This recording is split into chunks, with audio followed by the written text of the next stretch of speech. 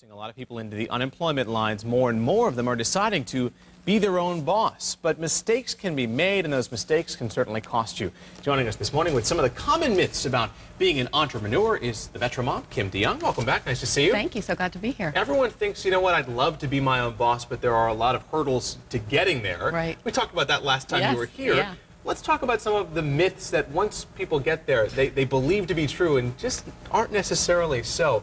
The first one is the idea that you have to do everything yourself.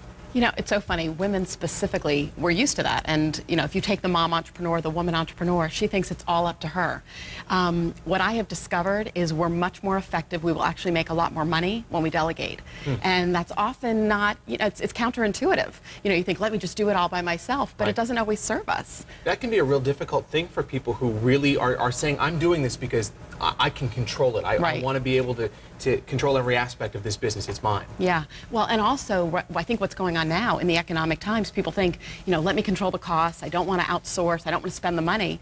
But what I've discovered is that even if you were to outsource, you know, 5 or 10 hours a month of things that you don't enjoy, things that drain your energy, that are not fun for you, and you're paying someone at a lower rate than what you can earn, and you can spend that time doing things that you enjoy, that are more fun for you, that will pay you at your rate, you know, much better off for you. Be more productive that way. Yeah, absolutely. All right. Myth number 2 has to do with multitasking, which has to be part of it. I mean, when you are running your own business, you've got to be able to multitask. Well, and you know, but the funny thing is, women by nature, we're great multitaskers. But when it comes to business, it's not always the best thing for us. I mean, I know for myself, I can have 100 applications open on my computer, be working on a million things, but am I really present in any of the activities that I'm working on when I'm doing it? Versus when you kind of shift and say, even if it's for a 10 or 15 minute period, I'm going to focus on writing this article. I'm going to focus on making these phone calls. Then, you know, shut down. Now I'm going to focus on being with my children. Whatever it may be, kind of having that presence with whatever you're doing when you're doing it. You really can spread yourself too thin. Oh, no doubt about it. No doubt about it. You know, you mentioned taking care of your children, because that's another thing that certainly working moms and moms who are trying to be their own boss have to balance, that family life thing. And that's the topic of myth number 3. Well, very much. I mean, I think the first thing often we think is that, you know, we need to take care of our business, our family, all of that first.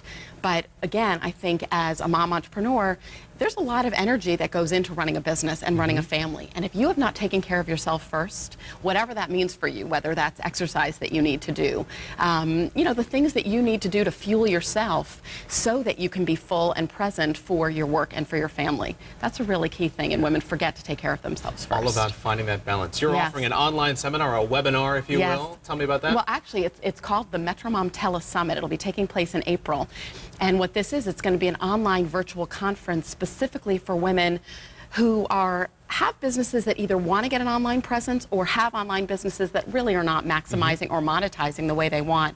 And this is going to give them the information that they want about how to blog, how to social network, how to do a lot of the things that are going on the internet that feels quite overwhelming to people, and really give them some great information, and they can do it from the comfort of their own home. And speaking of social networking, you're on Twitter? I am on Twitter. Join us on Twitter, right? Yes, I love Twitter. Where can we find the Metromom on Twitter? You can find the Metromom at the Metromom on Twitter. Makes Absolutely, sense. yeah. All right. Thanks so much. Thank you very much.